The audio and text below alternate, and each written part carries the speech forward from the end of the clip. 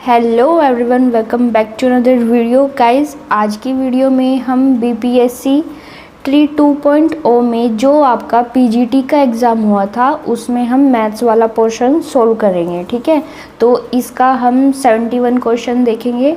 71 question में हमें given है if R be a relation on the set N of natural number defined by N related to M if N divides M then the relation R is. ठीक है, तो हमें natural number का relation given है N और M. यहाँ पर natural number के 2 एलिमेंट्स हैं और उनके बीच हमें रिलेशन दिखाया गया है। ठीक है, तो यहाँ पर कंडीशन है इफ़ एन डिवाइड्स एम, यहाँ पर है एन एम को डिवाइड करता है। ठीक है, तो हमें यहाँ पर 4 ऑप्शन गिवन है, इसमें हमें बताना है रिफ्लेक्सिव एंड ट्रांजिटिव है या फिर सिमेट्रिक है। ओके, तो हम यहाँ पर इसको चेक करेंगे। तो सबसे पहले हम यहाँ पर रिफ्लेक्सिव चेक करेंगे। ठीक है, तो गाइज रिफ्लेक्सिव के लिए क्या कंडीशन है, अगर हमें रिलेशन को रिफ्लेक्सिव दिखाना हो तो हमारे पास क्या कंडीशन होती है रिफ्लेक्सिव की। गाइज यहाँ पर रिफ्लेक्सिव की कंडीशन होती है एन हमें गिवन है, क्या है एन, यहाँ पर नेचुरल नंबर का सेट है। एन हमें गिवन है, एन है यहाँ पर सेट ऑफ नेचुरल नंबर। ठीक है, तो गाइज रिफ्लेक्सिव दिखाने के लिए हमें क्या करना है, इसके दो एलिमेंट्स लेते हैं।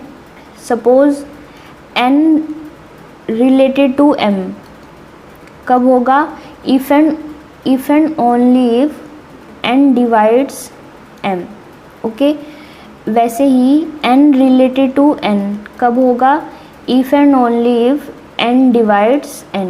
ठीक है, तो यहाँ पर ये कंडीशन को फॉलो कर रहा है जो कि क्या है, ट्रू है एवरी नेचुरल नंबर्स के लिए। ठीक है, क्योंकि सभी नेचुरल नंबर क्या करेंगे, खुद को डिवाइड करेंगे।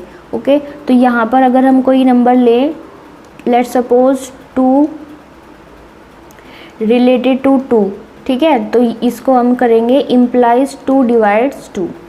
रिफ्लेक्सिव में 2 2 3 3 4 4 एंड सो ऑन, ऐसे ही सभी एलिमेंट्स का जो हमारे पास ऑर्डर पेयर बनेंगे, ऐसे ही जो रिलेशन बनेंगे तो वो रिफ्लेक्सिव की कंडीशन को सेटिस्फाई करेंगे। ओके, तो यहाँ पर ये रिफ्लेक्सिव तो हो गया। नेक्स्ट हम करेंगे ट्रांजिटिव।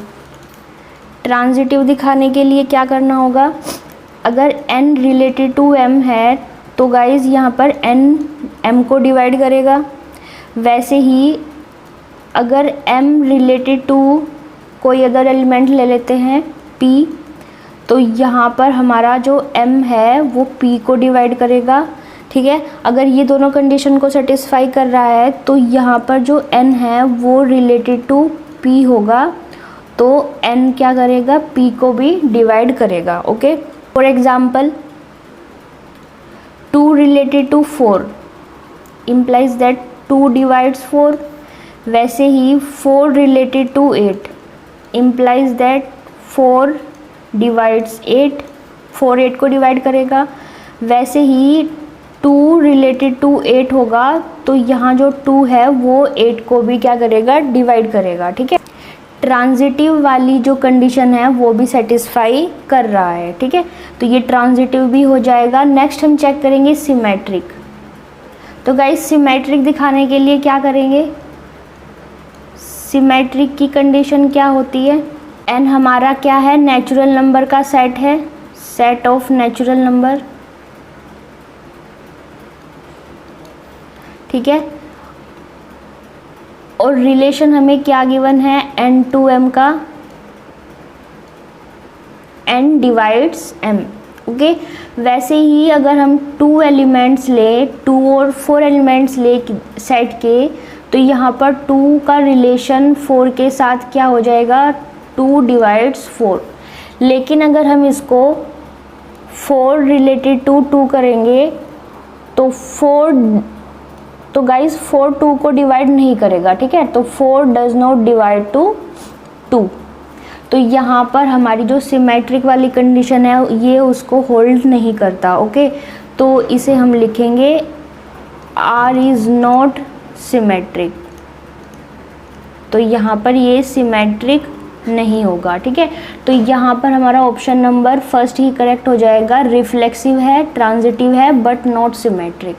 ओके, आई होप आपको समझ में आया होगा 71 क्वेश्चन। 72 क्वेश्चन देखते हैं हम। गाइस 72 क्वेश्चन में हमें गिवन है विच of the following is not a set. तो हमें यहाँ पर ऑप्शन गिवन है, उसमें हमें चेक करना है कि कौन सा सेट नहीं है, ठीक है। तो ए ऑप्शन में क्या गिवन है, the collection of days in a week. तो एक वीक के अंदर कितने डेज होते हैं, 7 डेज होते हैं। और सेट की जो डेफिनेशन होती है वो क्या होती है, a set is a well defined collection of objects या फिर एलिमेंट्स, ठीक है।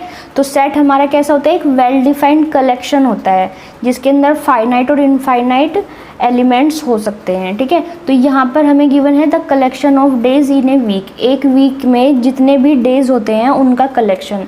तो लेट्स सपोज हम इसको ए मान लेते हैं, तो डेज कौन कौन से हो जाएंगे, Sunday, Monday, Tuesday, Wednesday, Thursday, Friday and Saturday. तो यहाँ पर ये एक फाइनाइट सेट बन गया है, तो ये तो हमारा रॉन्ग हो जाएगा। नेक्स्ट है B, the collection of the first 5 prime numbers. तो फर्स्ट 5 प्राइम नंबर्स का कलेक्शन क्या हो जाएगा, फर्स्ट 5 प्राइम नंबर्स कौन से होते हैं, 2, 3, 5, 7 एंड 11। तो ये भी हमारा कैसा सेट है, एक फाइनाइट सेट है। नेक्स्ट है C, the collection of first 5 natural numbers. तो यहाँ पर इसका जो सेट बनेगा वो कैसा बनेगा, 1, 2, 3, 4 एंड 5। ये भी क्या है, एक फाइनाइट सेट है। तो यहाँ पर गाइज हमारा ऑप्शन नंबर ई करेक्ट हो जाएगा, क्योंकि हमें यहाँ पर हमें वो आंसर बताना था जो सेट नहीं है, लेकिन यहाँ पर ये तीनों ही सेट हैं, तो इसलिए ऑप्शन नंबर हमारा ई करेक्ट हो जाएगा। ओके, 73 क्वेश्चन देखते हैं।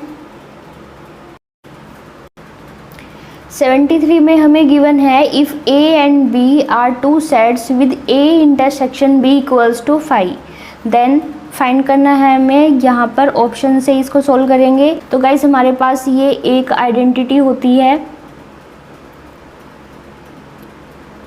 N A union B equals to होता है n A plus n B minus n A intersection B. तो यहाँ पर ए इंटरसेक्शन बी हमें 5 गिवन है, जो कि कैसा है, एक नल सेट है, तो इसके अंदर कोई भी एलिमेंट नहीं है।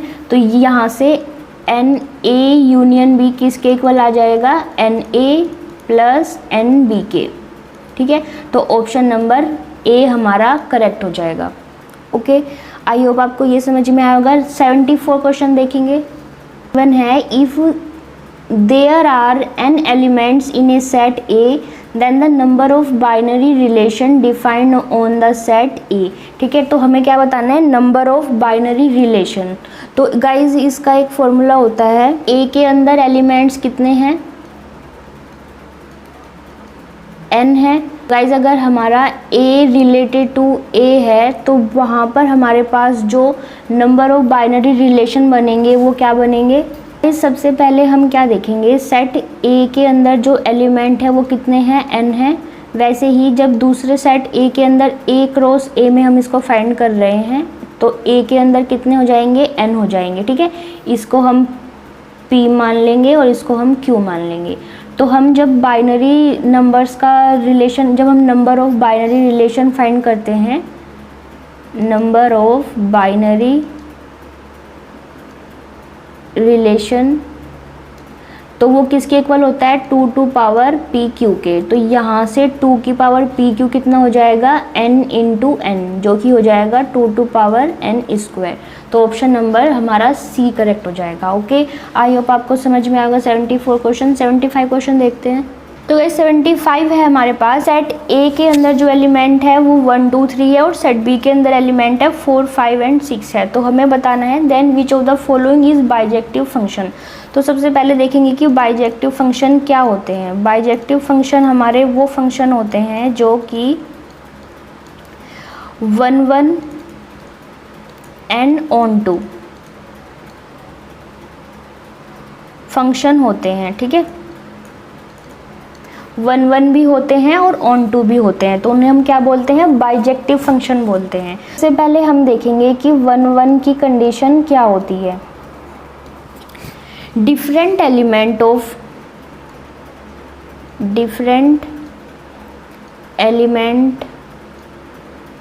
Of set A have different image in set B, ठीक है। सेट ए के अंदर जो एलिमेंट होंगे, डिफरेंट एलिमेंट होंगे, उन सभी की जो इमेज होगी वो सेट बी के अंदर होगी और कैसी होगी, डिफरेंट होगी। तो अगर ये वाली कंडीशन को सेटिस्फाई कर रहा है तो वो फंक्शन कैसा हो जाएगा, 1 हो जाएगा। वैसे ही अगर हमें ऑन टू दिखाना हो तो ऑन टू की कंडीशन क्या होती है, if each element of set B has its pre-image in set A, ठीक है। सेट B के अंदर जितने भी एलिमेंट हैं उन सब की जो प्री इमेज है वो किस में होगी, सेट A के अंदर होनी चाहिए, ठीक है। कोई भी एलिमेंट बचना नहीं चाहिए, सबकी प्री इमेज सेट A के अंदर होगी, तो वो कंडीशन क्या हो जाएगी, ऑन टू की हो जाएगी। तो अब हम चेक करेंगे ऑप्शन से, जो हमारा ऑप्शन नंबर ए है उसके अंदर हमें क्या बोल रहा है कि जो फंक्शन है set A and set B, set A के अंदर एलिमेंट है 1, 2 एंड 3 और बी के अंदर है 4, 5 एंड 6। तो एफ का जो फंक्शन हमारे पास है उसमें जो हमारे पास कंडीशन है, जो ऑर्डर पेयर है वो है 2 का 4 के साथ पेयरिंग हुई है, 2 की 5 के साथ एंड 2 की 6 के साथ, ठीक है। तो यहाँ पर जो 1 और 3 हैं उनकी कोई भी इमेज हमारे सेट बी में नहीं है, तो इसलिए ये जो कंडीशन है वो 1 को तो सेटिस्फाई नहीं कर रही है। वैसे ही बी, अगर हम इसमें ऑन टू चेक करना हो तो सेट बी के अंदर जितने भी एलिमेंट हैं उन सब की प्री इमेज सेट ए में होनी चाहिए, ठीक है। और कैसी होनी चाहिए, डिफरेंट होनी चाहिए, ठीक है। तो ये कंडीशन भी सेटिस्फाई नहीं कर रहा है, तो इसलिए जो ऑप्शन नंबर 1 है वो तो नहीं होगा बाइजेक्टिव। सेकंड देखते हैं एफ,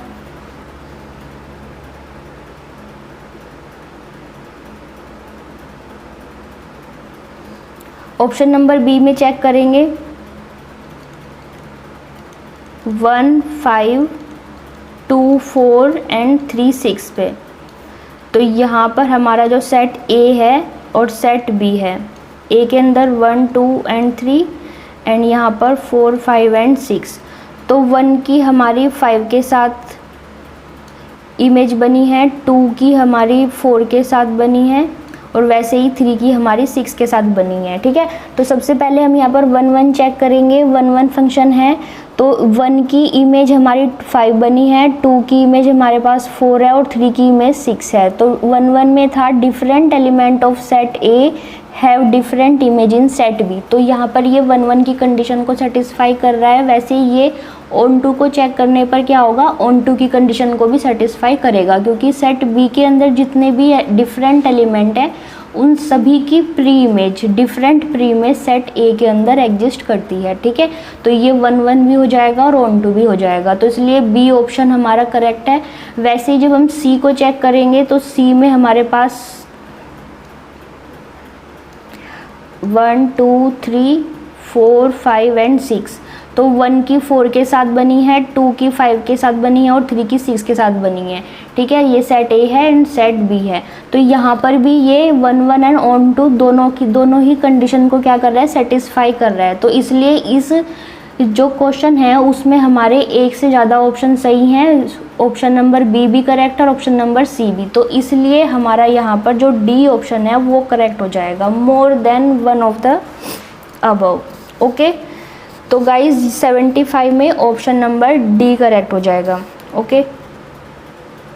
नेक्स्ट है हमारे पास 76, if F such that close interval 0 to π tends to r defined by fx is equal to sin x, then fx is 1 to 1 1 function, 1 to 1 and on to function, on to function।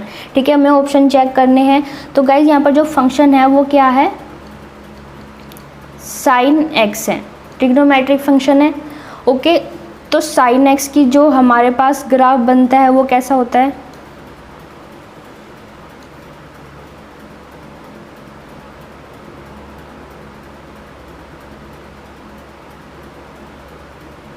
ठीक है।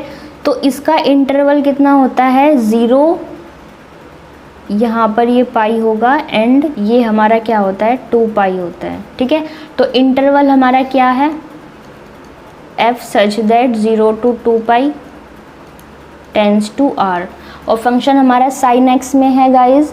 तो यहाँ पर सबसे पहले हम 1 1 की condition check करेंगे। 1 1 के लिए क्या है, तो गाइज़ यहाँ पर ये जो हमने ग्राफ बनाया है इससे हमें साफ पता चल रहा है कि ये जो फंक्शन है वो ना तो 1 1 है और ना ही ऑन टू है, क्योंकि जब हम x एक्सिस के पैरेलल एक लाइन खींचते हैं तो जो भी हमारी लाइन है वो x एक्सिस पर इनफाइनाइट पॉइंट्स पर क्या हो रही है, कट हो रही है। ठीक है, तो इसलिए ये फंक्शन क्या है, 1 1 नहीं है। तो फंक्शन एफ एक्स इज